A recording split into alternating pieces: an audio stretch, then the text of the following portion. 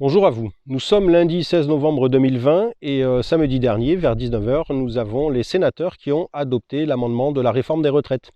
Donc travailler plus pour gagner moins, on est en plein dedans puisque maintenant il va falloir le faire jusqu'à 63 ans, en plus avec une augmentation des cotisations.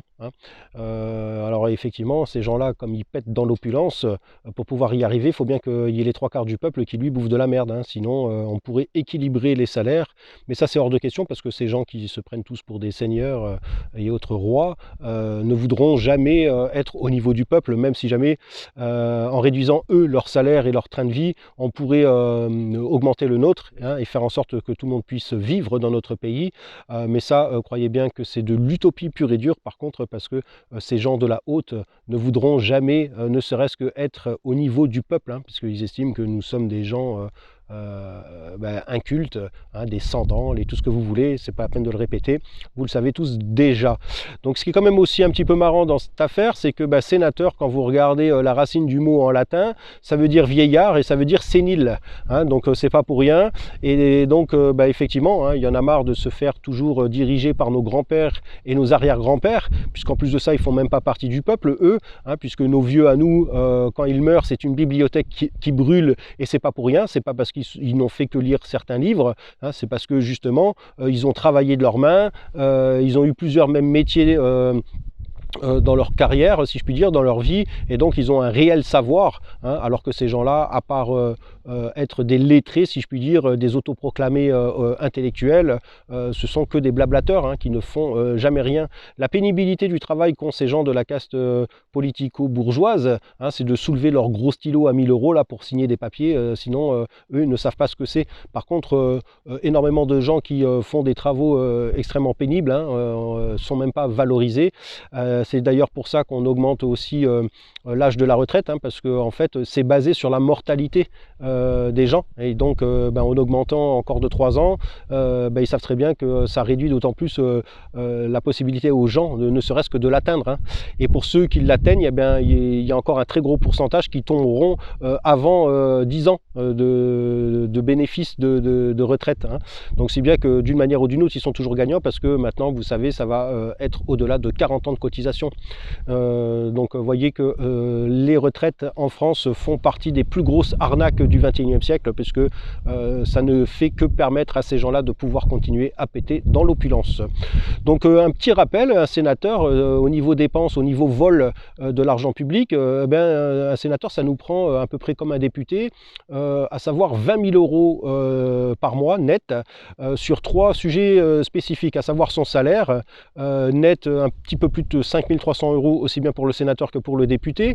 Ensuite ils ont un salaire de présence, et un sénateur c'est un tout petit peu plus au-dessus de 6 000 € et un député c'est un tout petit peu moins au-dessous de 5 000 €. Donc vous voyez, il y a juste cette différence, parce qu'apparemment sénateur c'est plus prestigieux que député, donc il y a une forme de hiérarchie de valeur.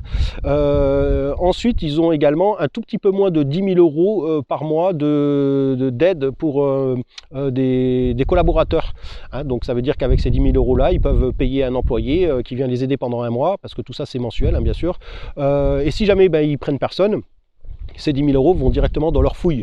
Donc rien que ces 3 sujets-là, ça représente à peu près 20 000 € par tête de pipe. Il y a 348 sénateurs en France, 577 députés. Ça nous coûte déjà 20 millions d'euros par mois pour rien que ces 3 choses-là, afin de nourrir tous ces messieurs-dames, n'est-ce pas? Donc après, vous savez très bien qu'ils ont aussi des subventions de frais, que ce soit des frais de A à Z, de bouche, de costume, de déplacement, etc. Et là, vous pouvez rajouter 2 fois cette somme-là, donc en moyenne, ces gens-là nous coûtent par tête de pipe 50 000 € net par mois. Donc vous voyez bien qu'à partir du moment où on reprendrait cet argent-là, on pourrait largement augmenter les salaires des travaux, des corps de métier les plus pénibles. Donc vous voyez bien que ces gens-là ne montreront jamais l'exemple, et c'est pas demain la veille qu'on peut l'attendre. Donc entre ce qui se passe là avec la retraite maintenant, parce que vous avez vu, on nous avait balancé ça avant le Covid, en disant qu'on mettait ça sous la table, ils ont réussi à nous le rebalancer maintenant, pour la simple et bonne raison qu'ils appuient toujours plus leur autorité, et notamment ce qu'ils veulent arriver, à savoir un État autoritaire, un État policier. Et vous l'avez l'avez très bien vu avec, il y a une semaine, la loi de la sécurité globale, je vous en avais parlé dans une vidéo précédente. Donc tout ça, c'est des pions qu'ils avancent pour arriver à faire en sorte que nous puissions rien faire, parce que cette réforme des retraites, elle a été adoptée en catimini, hein, vous voyez, ils font tout par derrière en plus, tellement ils savent très bien qu'on ne pourrait pas accepter ce genre de truc. Et du coup, en appuyant les restrictions, tout ça, ils font ça parce qu'en fait, ils ont très très peur. Parce qu'ils savent très bien que si jamais le peuple ressort dans la rue, ça ne sera pas pour aller taper du pavé de 14 à 18 derrière 2-3 leaders. Ça sera réellement pour faire une vraie révolution, à savoir reprendre la souveraineté de notre pays. Hein, parce qu'on a très bien compris qu'on n'a pas besoin de ces gens-là qui, eux, nous imposent un système qui n'est là uniquement que pour nous esclavagiser tous autant que nous sommes. Hein. Donc, vous avez vu là aussi avec le buzz qu'a fait ce reportage Hold Up. Donc moi je suis quand même ravi de ce reportage, parce qu'apparemment ça, si on en croit les dires, ça a réveillé beaucoup de gens, donc tant mieux, parce que s'il fallait ce genre de petites pulsions pour éveiller les masses, eh bien moi je suis pour. Par contre, vous avez vu qu'au niveau médiatique, télévisuel et tout le bordel, eux ils font de l'huile aussi, hein, parce que de toute façon ils savent très bien qu'ils sont logés à la même enseigne que les politiques, avec plein de privilèges, hein, notamment des privilèges au niveau de l'esthétique, hein. Eux, se faire changer les chicots de A à Z. D'ailleurs, ils vous font tous des grands sourires jusqu'aux oreilles pour vous montrer qu'ils sont tous blancs écarlates jusqu'au fond de la gorge. Eh bien, ils ne payent rien de plus que les charges qu'ils payent. Alors que nous, on doit payer des charges, on doit payer des assurances, des mutuelles et tout. Et en plus de ça, si on veut réellement une dent blanche, hein, il faut lâcher encore un gros billet, quoi. Hein, donc, vous voyez que pour nous, c'est du luxe. Par contre, pour eux, c'est de l'esthétique, parce que comme c'est des gens publics, hein, vous voyez, tout ça, c'est normal. Ça fait partie des privilèges des corps de métier. Et là, croyez-moi bien que c'est un gros privilège, parce qu'en plus de ça, là on parle que je vous parle que des dents, mais c'est pareil pour les lunettes, pour les appareils auditifs, tout ce genre de trucs. Nous, on doit quasiment payer à chaque fois, et alors que eux, c'est tout est gratos, quoi. Hein. Donc vous voyez qu'il y a aussi une grosse différence là-dessus. Donc tout cet argent qui est donné, qui est volé par ces gens-là, si on le reprend, vous allez voir que on va pouvoir faire beaucoup de choses avec. Hein. Et ça, c'est qu'un grain de sable parmi tout l'argent qui nous est volé, parce que n'oubliez surtout pas qu'on ramène des milliards par jour, nous, le peuple de France, et tout ça part aux oubliettes, part surtout dans la dette, cette dette on ne sait même pas à qui on la paye d'ailleurs, hein, pour vous dire, mais en tout cas, et surtout dans leurs fouilles et dans leurs comptes privés, si je puis dire. Hein. Donc vous voyez que tout ça, ça fait partie des plus grosses arnaques du XXIe siècle. Il n'y a jamais eu autant d'esclaves qu'à notre époque, que depuis que l'humanité s'est sédentarisée. Hein. Donc vous voyez bien qu'on vit quand même une sacrée époque. Alors tout ça qui se passe, j'espère que vous prenez en compte quand même que eh bien du coup c'est pour en arriver à ce qu'ils veulent, à savoir qu'on ne puisse plus rien faire. Hein. Nous sommes encore cette dernière génération qui allons pouvoir essayer de casser ce système pour en faire un qui sera basé sur les repères du peuple et pas sur les repères des oligarques. Mais vous le voyez bien que nous avons de moins en moins de temps, parce qu'ils avancent un peu plus vite chaque jour leurs pions. Hein. Donc il faut faire très attention à ça. Aussi, n'oubliez pas que bon, effectivement, hein, il y a beaucoup de gens qui ont vu ce reportage Hold Up là, génial d'ailleurs. Vous voyez même une députée qui soi-disant s'occupe de la liberté d'expression et puis qui crie à la censure, hein, parce qu'elle veut absolument censurer ce genre de contenu, parce qu'effectivement ça les valorise absolument pas, et puis surtout ça montre au peuple que nous devons absolument nous révolter et puis ne plus accepter ce genre de situation.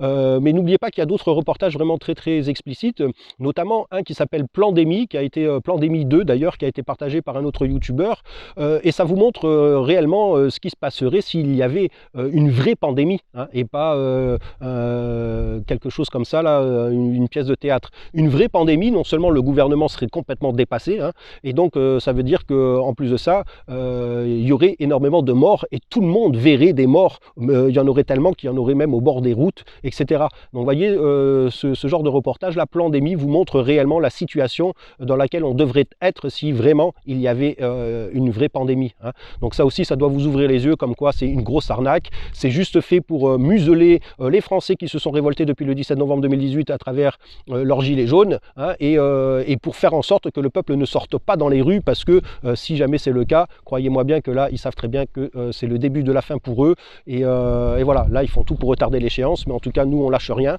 Donc en attendant d'avoir un petit peu plus de pulsion, parce que c'est vrai que ces reportages-là, ça a bien boosté le truc, eh bien, continuons à boycotter à mort, et puis surtout à faire en sorte de leur donner le moins possible notre argent, hein, en échelonnant les factures, etc. Hein, n'hésitez surtout pas à le faire. Et ben, faut compter sur la pulsion du peuple pour que celui-ci puisse avoir cette envie de changer ça, et en sortant pour aller réellement reprendre notre pouvoir, qui est bien sûr notre pays, hein, tout simplement. Il nous appartient à nous, il n'appartient pas à cette caste politico-bourgeoise, encore une fois. Voilà, donc gardons espoir. La nature est merveilleuse, vous le voyez derrière moi, ce petit coucher de soleil, c'est qu'un échantillon aussi parmi ce miracle qu'est cette nature, et donc notre vie qui nous a été donnée par ce miracle, en aucun cas ne doit servir à justement être les esclaves de cette bande d'opportunistes qui, eux, se prennent pour des dieux, hein.